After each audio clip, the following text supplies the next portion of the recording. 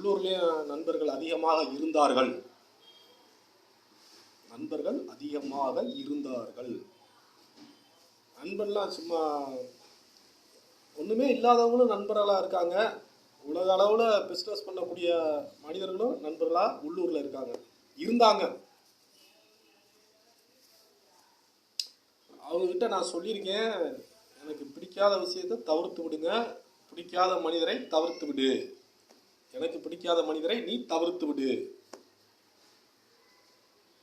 அந்த மனிதர், அந்த நண்பன் அவங்க பெரிய கோடீஸ்வரன் தான். அதுக்காக கோடீஸ்வரனாக இருந்தாலும் நான் போய் அவன்கிட்ட போய் எதையும் கேட்டது இல்லையே. நான் எனக்கு இதை கொடு, அதை கொடு, அதை செய், இதை செய், அதை பண்ணு, இதை பண்ணுன்னு நான் அவங்ககிட்ட போய் நின்றதும் கிடையாது, அவங்ககிட்ட போய் நான் கேட்டதும் கிடையாது. அதே நட்பு. நான் கேட்கவே மாட்டேன், அவங்ககிட்ட எதுவும் எதிர்பார்த்ததே கிடையாது. இதை கொடு, அதை கொடு, இதை கொடு, அதை செய்யணும். ஆனால் நான் சொல்கிறத கேட்க மாட்டேன்ட்டான். இன்னைக்கு பல ஆண்டுகள் ஆகிவிட்டது. இன்னும் அந்த நண்பர், அந்த மனிதனோடு தான் அவர் இருக்கார்.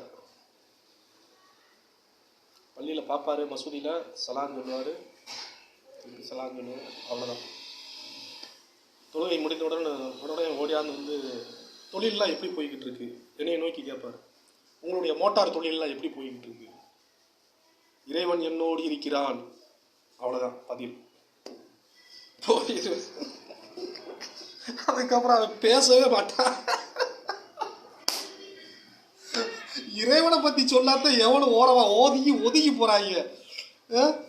வேற ஏதாவது அதுக்கு பதிலாக வேற பதில் கொடுத்தோம்னா மறுபடியும் பேச நினைக்கிறான். வேணான்னு சொல்லிட்டு இல்லை, என்னையவே வேணான்னு தூக்கி போட்ட, அப்புறம் எதுக்கு வார நீ?